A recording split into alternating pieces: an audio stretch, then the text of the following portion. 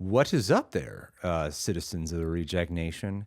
We're back for another Real Rejects podcast, and this is like the first one in a while that is just recorded and us sitting down talking We're about back. I mean, we did like a short version one, but this one I think is going to be an interesting discussion. Because we missed one because of scheduling stuff, and we did one pre-tape. This is the longest we've gone since we started half a year ago. Yeah, I mean, we did like a bunch of Fantastic Four and Superman videos last month. But like live to tape. Yeah. We've been doing this half a year now. Yeah. 26 weeks. We're doing pretty good. Doing pretty good. Thank you guys. We missed only 1 week in this entire time. Which with our schedules is crazy. Appreciate you guys for being patient. And within that 1 week, a lot came out.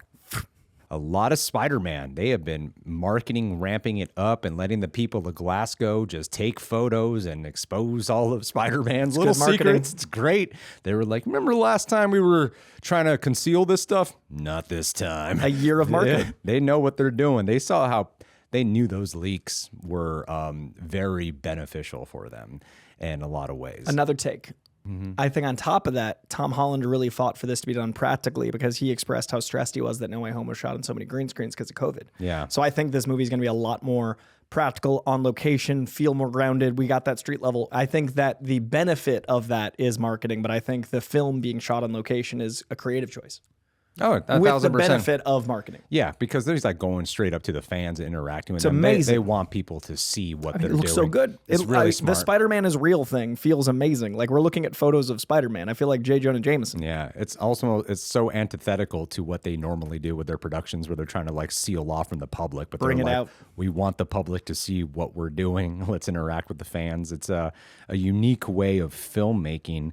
So I thought for today's video, at least in my point of view, what I wanted to talk about is the state of, I feel like primarily Marvel, the state of primarily Marvel, of where they are in the industry, and if Spider-Man is capable of actually saving it or reverting it back. You did a video on your page talking about the optics when it comes to box office. I'm no box office analyst or anything of that metric, but I definitely have like opinions and feelings about the way things have been going that are not a testament to the quality or an opinion about the quality of the films. Like I love Thunderbolts. It became one of my top favorites of Marvel. Fantastic Four, I thought was great. Even got great critic score, great audience score. But there's some realities that I'm like, I've kind of been getting hit with what I would quantify as a reality situation. So before we go into that, leave a like on this video. It's going to get real serious. So I feel like we'll talk about that. And then, then we'll talk about Spider-Man and, hopefully swing this around. But again, I want to just have a dialogue here. I'm not interested in trying to persuade or some shit like that. I just want to have a real conversation. Is your opinion on the box office the opposite of my video? The thing is, I wouldn't say I think you are wrong. You want to give like a short metric, a quantification of what your video was about. The log line of my video, Yeah. the 1 minute version of my 9 minute video is I think we're looking at the box office inaccurately as pertaining to just superhero films. My big canary in the coal mine was actually Jurassic World. Jurassic World, I think, is fun and it's silly. It's another of the Jurassic Worlds, not a Jurassic Park. It is just as serviceable as the rest. I actually think it's the best Jurassic World. It is doing the least box office, both domestically and worldwide. Yesterday, Superman passed Jurassic World. Wednesday, 2 days ago for you lovelies. Jurassic World got passed by Superman domestically, and worldwide, it's only at 750. It will be the first Jurassic World to never clear $1 billion. Those movies haven't been quality, especially the last two, in a while. And so it's not like people go for those movies for anything except for the popcorn experience this one is. I think we're unfairly looking at just superhero movies. I think the entire box office has shifted. Minecraft almost got to $1 billion. I think in pre-pandemic times it would have cleared 1.5. I think that the only movie that cleared $1 billion was Lilo and Stitch because it has that family dynamic of bringing in hella seats and repeat viewings and things. But I don't see many other things, maybe Avatar clearing $1 billion. And I think the problem isn't in superhero movies. I think it's in our expectations of things hitting $1 billion.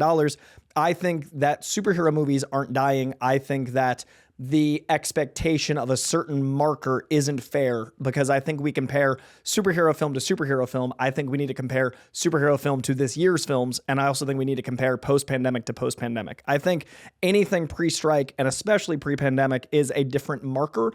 I think if you're looking at box office, it should be looking at this year, because I think every single year we are less socialized. We are less apt to go to the theater. We are more trapped in the streaming loop. I think theaters are hurting in general.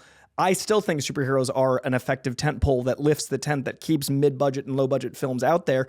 And yes, it's shifting, but I don't think it's gone the way of the Western, where it's like, woof. And I feel like there is a lot of that conversation. So I just want to be the buoy of realism with the superhero genre. I don't think it's as black and white as superhero problem. I think it's people not going to the theater problem. And I think the theater problem is the price of tickets, the length of commercials, the lack of immediacy because of the streaming window, dropping movies on digital and within 30 days, even if they've done well. I think when people go to the theater and they spend $20, they don't want to hear assholes talking. I certainly don't. I think there need to be, ramifications again. And I think there is an element of people don't know how to be in public. So the movie theater struggle is a bigger thing to discuss than the superhero struggle, in my opinion, because 4 of the top 10 movies domestically are superhero films. 40% of our top 10 domestic and 4 out of the top 11 worldwide. We're talking like it is still almost half in both parameters. So in my opinion, it is not quite what is being advertised. There's so much, like, I wouldn't say I'm not going to go here and say I think you're wrong. And that's not all I'm going to say. I think you make a lot of really great points. And I agree, especially because we tend to black and white a lot of this context. And I don't want to black and white it either. I would like to kind of simplify a bit of where I'm coming from, though, first. Sure, please. I haven't heard your thoughts at all. I mean, before going into July, I don't think there's any denying it. So many people, we've even had the conversation here. We thought this would be one of the biggest summers ever. I thought it'd be a $3 billion month. I said it. So yeah, loudly. We all did. It didn't come close. Yeah. It's not going to. That's why Jurassic to me felt like a bigger marker than the superhero films. But sorry, I interrupted you. But Jurassic didn't have like the IMAX release. And, Jurassic is also a new, it's not like the fucking cast really ever mattered in Jurassic, but it is like a new start. And yeah, I think there's like a lackluster thing. But the fact that Jurassic World they are outperforming. That movie is outperforming Fantastic Four and Superman. Yeah. And it looks like it will settle on outperforming it. Domestically, Superman passed Jurassic. Yeah. Worldwide, Jurassic's at like 755, and I think Superman will hit 6. Yeah, I think Jurassic World is actually a profit. Superman is doing well. I think Superman's now in a profit. Yeah, it's finally gotten there. And Fantastic Four looks like it's going to be another Marvel movie that will be having a struggle. That's why I feel like a lot of this is actually around Marvel.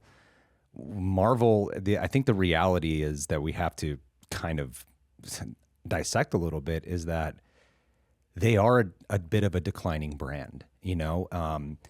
You have 2 movies in a row that do have great critic score, great audience score, but Thunderbolts did not profit, and Fantastic Four is now looking like it's going to be having a struggle too. The second weekend wasn't as big of a drop-off as earlier predicted, but it wasn't as strong as it needed to be. I think the 80% Friday was like, oh my God. And then Saturday and Sunday were good, making it a 67% drop.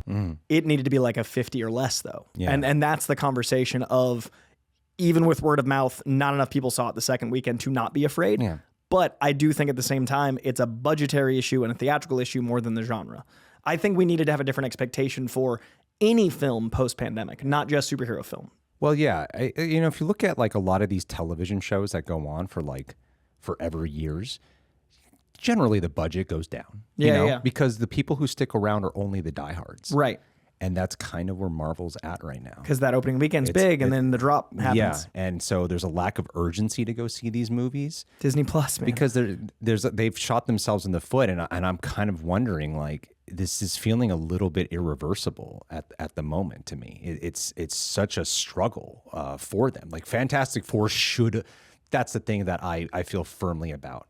Fantastic Four should not be having this issue, but it is. And to me, that is a big testament to what is truly going on with Marvel. Like, the interest is nowhere near as high. I talked to a lot of people outside of here who don't follow Marvel anymore. People who are friends of mine who are just fans who don't do YouTube or anything, who used to follow all this stuff, and they're like, "Nah, I don't follow it anymore." Like the interest is, and sure, that's like a handful of people, but I believe results is the name of the game. I believe numbers are a really big thing to pay attention to. Like what you are saying is very true about. Still, when you look at the box office domestically and superheroes movies are still a big part of that box office. I'm going to go to a little bit what Christopher McQuarrie was saying when we're talking about, being a winner kind of mindset. When Mission Impossible, not Final Reckoning, Dead Reckoning, when it underperformed, everyone had the caveats. Oh, it didn't get a full time in IMAX. Sandwiched between Barbie, the Barbenheimer phenomenon. And Christopher McQuarrie said that him and Tom Cruise were there going, none of that matters. We should have done better. We should have done better. And that is how I feel right now, is there are movies like Oppenheimer, like Barbie, like Minecraft movie, like Lilo and Stitch that are pulling the numbers that Marvel used to pull. I put Sinners in there too. And Sinners, yeah, Sinners is a great one. But in terms of like the big numbers, at the end of the day, there are movies that are still doing that. Marvel is a fraction of that now. My only contestation is I wouldn't disagree with anything you just said. I don't think it's the same scale as before, but I think that it went down a comfortable 25%. I think all movies went down 20%. So I'm saying we need to look at the 5% as not 100%. Like it's a ratio that I think is the skew, right? Like I think there is a 5% drop off in the overall, but that's only because, there's a 20% of everything. Yeah. So I think all cinema has dipped, and it is dipped a little bit more, but not as big as I think people are saying. Yeah. Yes. True. That was the point of my video, is that I think that people are saying, oh my God, it's 25% down of what it used to be. But I'm like, yeah, but movies are 20. So like it's actually this big, and everybody's saying it's this big. I'm not disagreeing that it's not the same phenomenon. I'm not saying that not everyone Marvel movies used to feel like an event. We talked about Fantastic Four leading up, not feeling the same as we wanted it to. That last push, it started to feel big and special, but by then it was not a full 3 months of building hype. It was like a nice month of hype. Yeah. But I don't know that culture is going to let a movie have a 3-month, oh my God, again. Well, unless they're Spider-Man or X-Men, or Superman or Batman. Like that's a big problem, though. That is a massive problem because, there was a time where Marvel could introduce you to a new character. Guardians. And it would be huge. Guardians of the Galaxy is a perfect example of we can introduce you. Even, the Ant-Man movies were part of the lesser than big numbers, but they were still successes. Yeah. For Ant-Man, and now they are not capable of, I don't think they're capable of doing that anymore. And nor are they great with their television shows. I like, again, this is not coming from a place that wants to like capitalize on negativity. There is a gray here, and there's this, I am though feeling like the level of, it's a bummer as someone who especially loved the last 2 Marvel movies. It's a real bummer. Even though I wasn't big on Ironheart, that didn't perform well. And I loved, I like Dominique Thorne. I know she's really controversial for some people for some fucking reason, but I like Dominique Thorne a lot. And I'm excited at the idea if we can get more Mephisto in here. There's all these prospects, but they need to have more than Avengers Doomsday and Avengers Secret Wars, and even Spider-Man, which I wanted to, like, I'm excited for Spider-Man. There's so much I want to talk about of what I'm excited about for Spider-Man. But they can't only rely on that. They need to be able to have their Shang-Chi's and Eternals and all that be able to perform really well. And it is just kind of, I don't even know what the solution is. Other than like, you dial back budget so you can make more money to keep this going. But they do need to have a different, because your conversation is so much about optics. Right. And we do need to change the optics too at the same time about like, how do we frame the optics for the audience that this is still an exciting event. I feel like we need a real break from Marvel, honestly. I think a break after Secret Wars, but I also think there is a conversation to be had about so many people are lemmings. And so if the optics are what? Lemmings, they just follow each other off a cliff. Like it's a real problem of the internet of like, oh, it's not good, I guess I won't see it. Like, I don't understand. Our job is weird to me. I don't watch YouTubers. Right. I don't get it. So like, I've never made a decision to not see a movie because of someone else's opinion. If I hear after like, Together's a great example. I would not have seen Together because that's not my genre. But I heard from so many people I trust, and then talking to Dave Franco and Alison Brie, their excitement and the marketing, that was enough to get me over the edge to watch it. But if I was going to see Together and I heard a lot of people not like it, I'd already decided to see it. Yeah. So I think it's odd that people rely on other people's opinions to not see something. And I think if the optics are on these movies in this genre not doing as well, that is more detrimental than the actual movie quality, because there isn't an opportunity for the second weekend to not drop off 70% if the optics are, oh, it only made 200 million. We need to change the conversation. So that starts with the budget being smaller, so it has to make less money, so the expectations aren't as big. But if we're saying only superhero movies aren't doing as well, that's not true. All movies aren't doing as well. And that's the point of my video and my thesis statement is if we point the finger at one genre, that genre is going to do worse and worse. If we look at the problem with movie theater attendance, then it's a different conversation. Yeah. Well, yes. I mean, when people say like, oh, it has this drop off and no one's really watching it, that makes more people just feel Continue like to not watch it. I don't